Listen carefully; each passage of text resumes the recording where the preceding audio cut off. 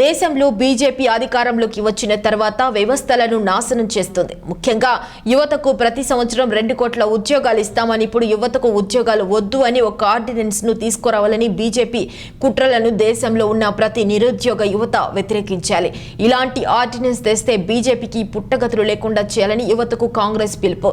BJP అధికారంలోకి రావడానికి కారణం ఓబీసీ కార్డు. అప్పట్లో నరేంద్ర మోదీ ఓబీసీ అని ఒక నకిలీ కార్డుతో దేశంలో ప్రచారం చేసుకుని అధికారంలోకి వచ్చిన తర్వాత ఓబీసీలను అన్ని రకాల ఇబ్బందులకు గురి చేస్తూ వారికి ఉన్న రిజర్వేషన్లు కూడా లేకుండా చేయడానికి ప్రణాళికలు సిద్ధం చేస్తున్నారు. ఈ కార్యక్రమంలో జిల్లా ఉపాధ్యక్షుడు జి వాసు, జిల్లా నాయకులు రమేష్, సర్మార్స్ వలి, సుభాన్, కడియాల ఫక్రుద్దీన్, రామాంజనేయులు, దాదు, ఆదినారాయణ తదితరులు పాల్గొన్నారు.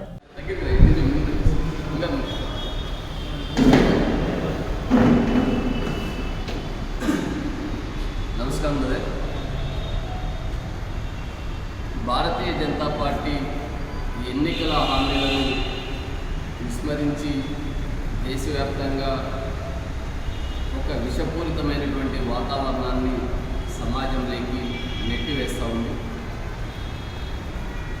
కేంద్ర ప్రభుత్వం ఒక ఆర్డినెన్స్, భారతీయ జనతా పార్టీ ఈ దేశంలో దాదాపు ప్రతి సంవత్సరం 2 కోట్ల ఉద్యోగాలను యువతకు కేంద్ర ప్రభుత్వం ద్వారా మేము నియామకాలు చేపడతామని చెప్పి 2014 ఎన్నికల హామీలో నరేంద్ర మోడీ గారు భారతీయ జనతా పార్టీ ఎన్నికల మేనిఫెస్టోలో పెద్ద ఎత్తున ఈ దేశంలో యువతను ఆకర్షించేటువంటి కార్యక్రమాన్ని శ్రీకారం చుట్టారు.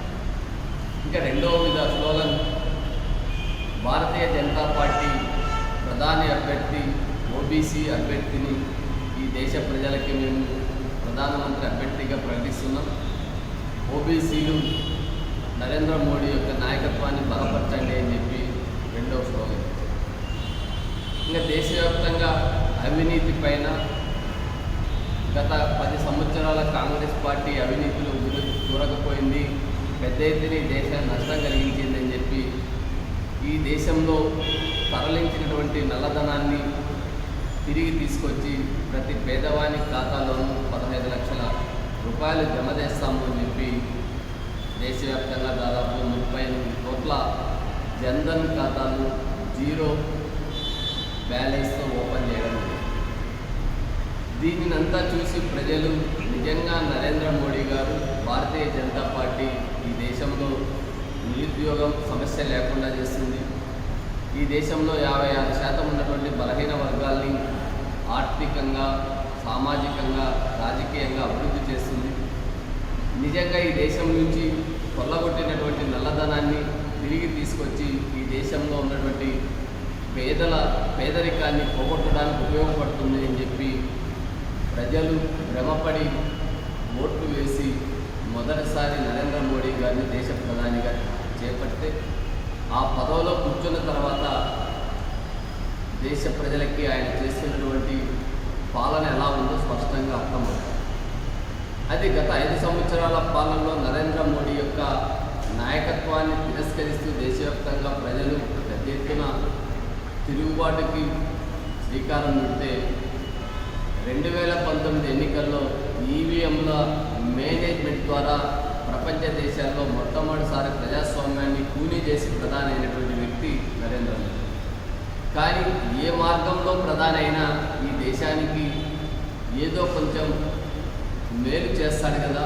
ఆయనకి పెళ్లి చేసుకున్న బాధ్యత లేదు, కుటుంబం లేదు, అవినీతి పైన లేదా సంపాదన పైన ఆయనకి వ్యామోహం లేదు. కాబట్టి ఈ దేశాన్ని అన్ని రంగాల్లో అభివృద్ధి చేస్తారని చెప్పి ప్రజలు ఆశతో ఉంటే వారి ఆశల్ని నీరుగార్చి ఈ దేశంలో యువతకు ఉద్యోగాలు అవసరమా అని చెప్పి ఆ ఉద్యోగాల ప్రక్రియని ఆపేయాలని చెప్పి ఒక ఆర్డినెన్స్ కేంద్ర ప్రభుత్వం తీసుకొస్తారు. ఇది నిజంగా ఎంత దుర్మార్గమైనటువంటి ఆలోచన. ఈ దేశ భవిష్యత్తు యువత మీద ఆధారపడి కేంద్ర ప్రభుత్వ ఉద్యోగాలలో యువత యొక్క ప్రాధాన్యత, బాధ్యత, వారి యొక్క వాటా ఉన్నప్పుడే ఈ దేశం అన్ని విధాల అభివృద్ధి చెందుతుందనేటువంటి ఆలోచనతో డాక్టర్ బిఆర్ అంబేద్కర్ గారు రాజ్యాంగంలో పటిష్టమైనటువంటి వ్యవస్థను తయారు చేస్తే ఒక సన్యాసులు ఈ దేశ పరిపాలనలో భాగస్వాములై మొత్తం భారత ప్రజాస్వామ్యాన్ని, రాజ్యాంగ వ్యవస్థని, రాజ్యాంగంలో ఉన్నటువంటి ఆలోచన విధానాన్ని తొంగలో తొక్కే విధంగా ప్రభుత్వ ఉద్యోగాలు యువతకి ఇవ్వడం వల్ల నష్టం జరుగుతుంది, యువతకి ఉద్యోగాలు అవసరం లేదని ఒక ఆర్డినెన్స్ తీసుకురావడం అనేటువంటిది ప్రపంచంలో ఏ ప్రజాస్వామ్య దేశంలో కానీ, నియంత్రణ పరిపాలించేటువంటి దేశంలో కూడా యువతకు ఉద్యోగాలు ఇవ్వకుండా ఆర్డినెన్స్ తేవడం అనేటువంటిది మొట్టమొదటిసారిగా భారతదేశంలోనే జరుగుతుంది. దీన్ని కాంగ్రెస్ పార్టీ తీవ్రంగా వ్యతిరేకిస్తూ ఉంది. ఇలాంటి దుర్మార్గమైనటువంటి ఆర్డినెన్స్ను వెంటనే ఉపసంహరించుకోవాలని చెప్పి కాంగ్రెస్ పార్టీ డిమాండ్ చేస్తాం. ఇంకా రెండవది, ఈ దేశ ప్రజలకి నూతన విద్యా విధానాన్ని ఎడ్యుకేషన్ పాలసీ పేరుతో తీసుకొచ్చి నూతన విద్యా విధానంలో దుర్మార్గమైనటువంటి ఆలోచన, దళితులకి, బలహీన వర్గాలకు, గిరిజనులకు రిజర్వేషన్లు అనేటువంటివి విద్యా వ్యవస్థలో, ఉన్నత విద్యలో అమలు చేయడానికి వీలు లేదు అని చెప్పి నేషనల్ న్యూ ఎడ్యుకేషన్ పాలసీలో ఒక క్లాస్ తీసుకొచ్చి ఈ దేశవ్యాప్తంగా ఉన్నటువంటి దళిత, గిరిజన, బలహీన వర్గాల యొక్క రాజ్యాంగబద్ధంగా లభించినటువంటి రిజర్వేషన్ల యొక్క హక్కును కూడా కాలు రాసేటువంటి దుర్మార్గానికి నరేంద్ర మోడీ, భారతీయ జనతా పార్టీ, ఆర్ఎస్ఎస్ లాంటి ఉన్మాద సంస్థలు ఈ దేశ మెజార్టీ ప్రజల మీద స్వారీ చేస్తాం.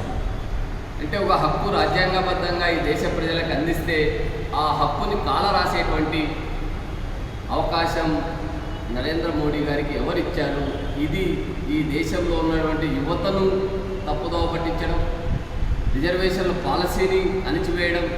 ఈ దేశంలో రిజర్వేషన్లు అంటే సామాజికంగా, ఆర్థికంగా ఎవరైతే వెనుకబడి ఉంటారో, అణిచివేయబడ్డ ఉంటారో వారిని ఒక స్థాయిలోకి తీసుకురావడానికి డాక్టర్ బిఆర్ అంబేద్కర్ గారు భారత రాజ్యాంగంలో రిజర్వేషన్లు అనేటువంటి అంశాన్ని పొందపరిస్తే భారతీయ జనతా పార్టీ వారి యొక్క మనుధర్మ శాస్త్రం ప్రకారం వారికి భారత రాజ్యాంగం మీద గౌరవం లేదు, కేవలం మనుధర్మ శాస్త్రాన్ని అమలు చేయడానికి, బ్రాహ్మణ భావజాలాన్ని అమలు చేయడానికి భారతదేశంలో రిజర్వేషన్లకు వ్యతిరేకంగా విద్యా విధానంలో రిజర్వేషన్లు ఉండకూడదు అని చెప్పి ఒక తీర్మానం చేయడం అనేటువంటిది చాలా దుర్మార్గమైనటువంటి ఆలోచన.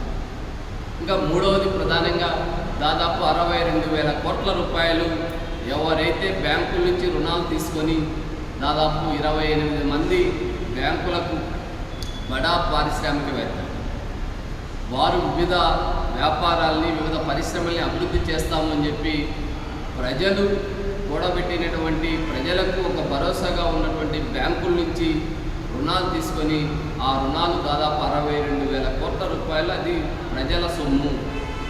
వాటిని తీసుకొని ఎగ్గొట్టినటువంటి 28 మందిని ఈ దేశం నుంచి బయట దేశాలకు పంపినటువంటి ఘన చరిత్ర కలిగినటువంటి పార్టీ భారతీయ జనతా పార్టీ.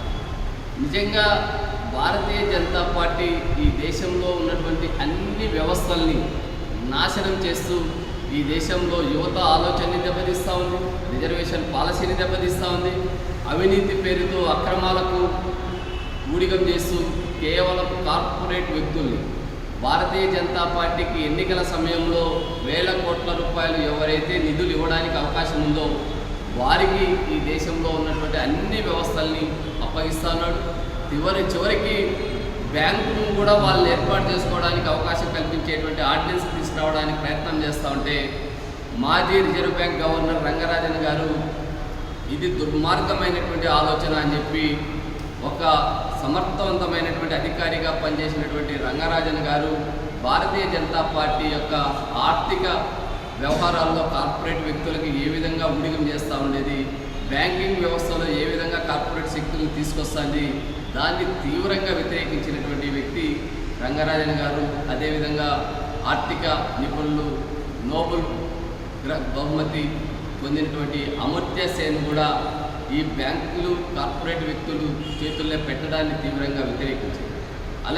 అలాగే రైల్వేలో ప్రైవేట్ భాగస్వామ్యాన్ని, ఎయిర్పోర్ట్లో ప్రైవేట్ భాగస్వామ్యాన్ని, చివరకు రక్షణ రంగంలో ప్రైవేట్ భాగస్వామ్యాన్ని, ఇలా ఎల్ఐసిని ప్రైవేట్ భాగస్వామ్యం, ఇలా ప్రతి ఒక్కటి కూడా తనకు అనుకూలమైనటువంటి వ్యక్తుల చేతుల్లోకి భారతదేశం అభివృద్ధికి ఉపయోగపడేటువంటి కేంద్ర ప్రభుత్వ యొక్క రంగ సంస్థల్ని తన అనుచర వర్గానికి, తన బినామీ వ్యక్తులకి అప్పగిస్తా అంటే ఈ దేశంలో నిజంగా భారతీయ జనతా పార్టీ వల్ల చాలా ప్రమాదం అనేటువంటిది భారత ఆర్థిక వ్యవస్థతో పాటు భారతదేశ ప్రజలకి వెను ప్రమాదం ఉంది, వెను ముప్పు ఉంది. దాన్ని గమనించండి, జాగ్రత్త పడండి అని చెప్పి కాంగ్రెస్ పార్టీ దేశ ప్రజలకు పిలుపునిస్తూ ఉంది. ఈ దుర్మార్గమైనటువంటి ఆలోచన విధానాన్ని ప్రజల్లోకి తీసుకెళ్లేటువంటి బాధ్యతను కూడా కాంగ్రెస్ పార్టీ చేపడుతుందని చెప్పి మీ ద్వారా తెలియజేస్తూ, వెంటనే నిరుద్యోగ యువతకు ఉద్యోగాలు ఇవ్వకూడదు అనేటువంటి ఆర్డినెన్స్ను రద్దు చేయాలని చెప్పి, నూతన విద్యా విధానంలో రిజర్వేషన్ పాలసీ ఉండకూడదు అనేటువంటి విధానాన్ని రెండింటినీ రద్దు చేసి ఈ దేశ ప్రజలకు భారతీయ జనతా పార్టీ క్షమాపణ చెప్పాలని చెప్పి కాంగ్రెస్ పార్టీ డిమాండ్ చేస్తాం. Thank you. అదేవిధంగా ఒక 2 నిమిషాలు